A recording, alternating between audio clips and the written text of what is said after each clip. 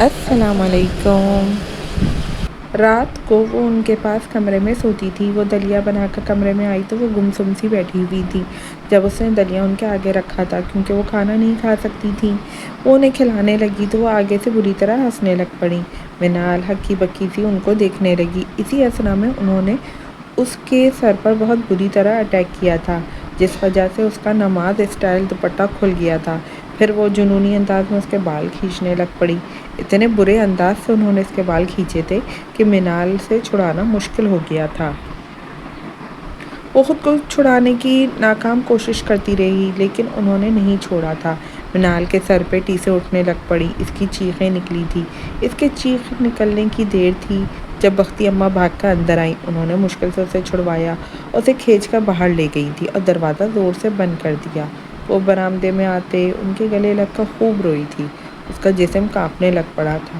اس حالت میں تو وہ پہلے ہی کھچی کھچی سی رہتی تھی، اوپر سے اب ماں کے مارنا اسے بالکل ہی آدمخواہ کر دیا تھا۔ وہ کانپتی کانپتی وہیں لیٹ گئی تھی۔ بختی اماں پھر اسے اپنے روم میں لے گئیں کیونکہ وہ اکیلی برآمدے میں اسے نہیں چھوڑ سکتی تھیں۔ مجید چاچا کام پہ گئے ہوئے تھے۔ وہ دن بھر کی خود کو گھر کے کاموں میں لگی رہی، اب اپنے ٹوٹے بکھرے وجود کو لے کر لیٹ گئی تھی۔ یہ دودھ پتی پی لو، طاقت آئے گی۔ وہ لیٹی ہی تھی جب بختی اماں ہمیشہ کی طرح دودھ کا گلاس پکڑے آ کر روم میں دیتی تھی۔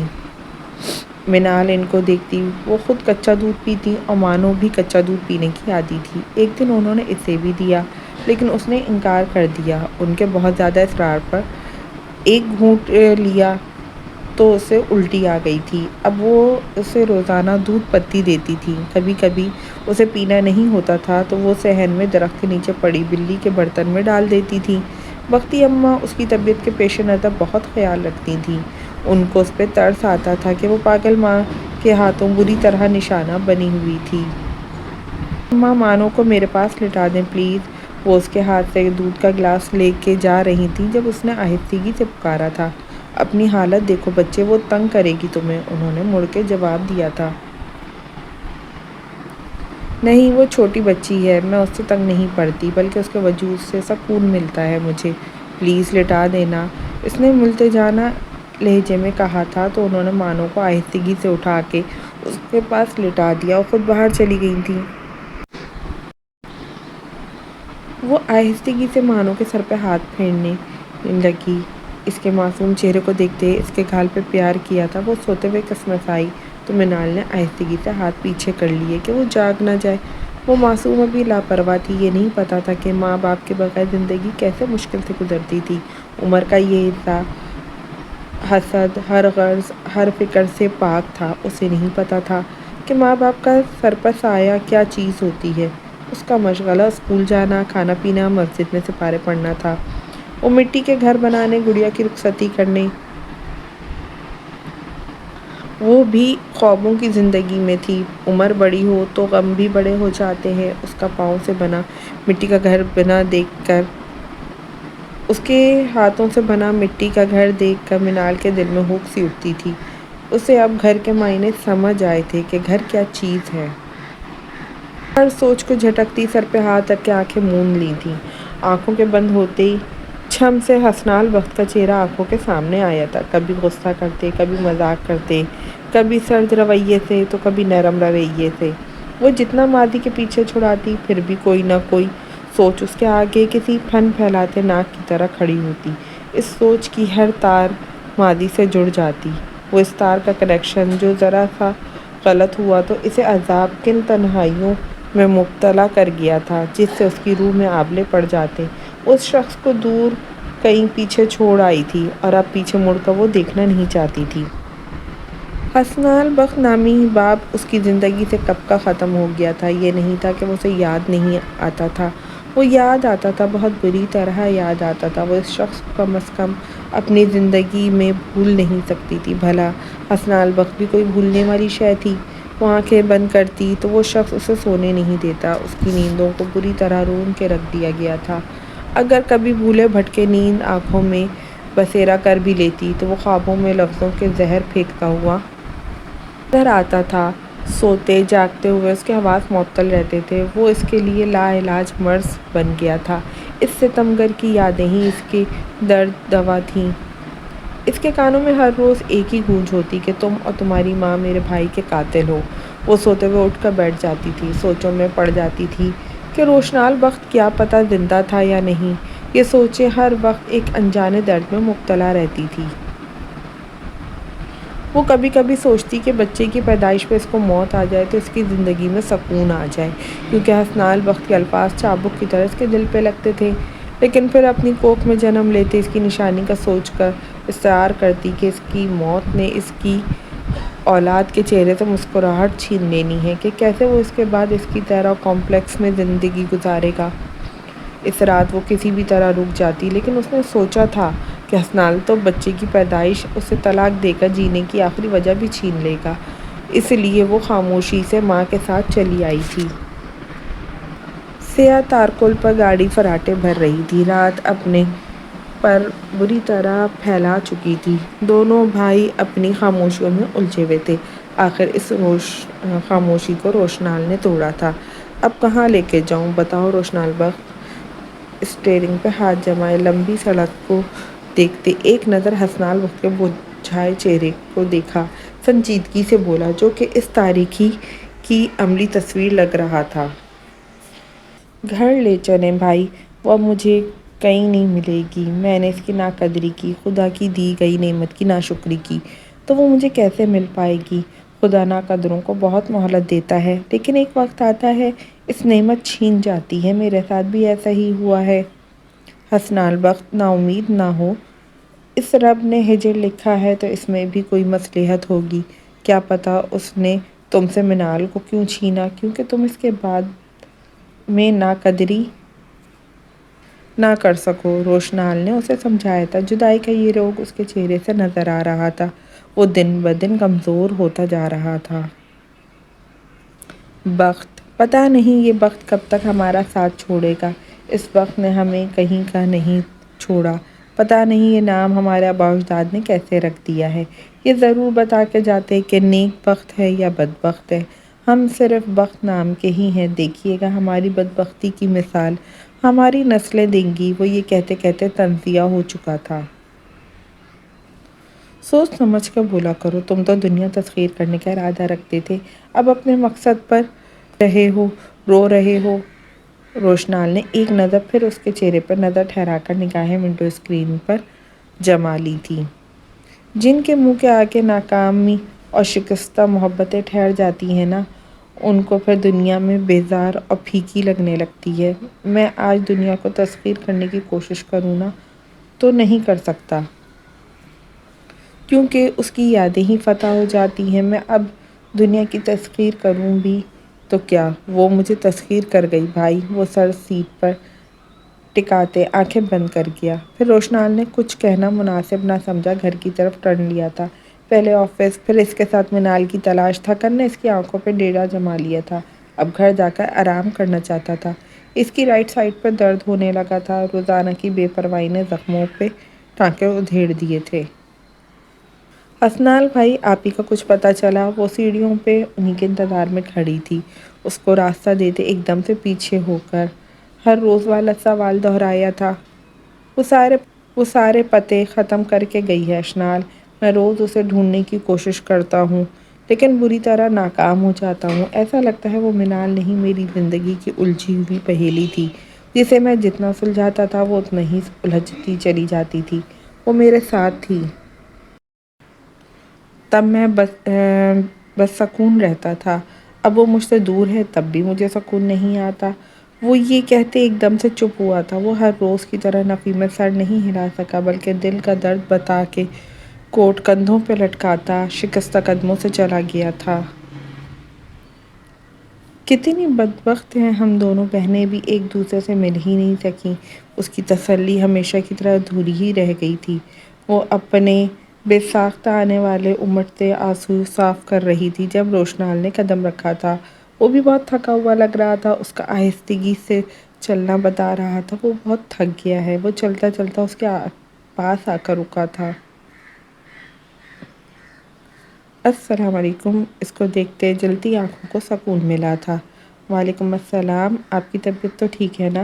اس نے اس کے پھیکے چہرے کو دیکھ کے کسی خدشے کے تحت پوچھا اور اس کے ہاتھ سے اس کا بیگ لیا تھا۔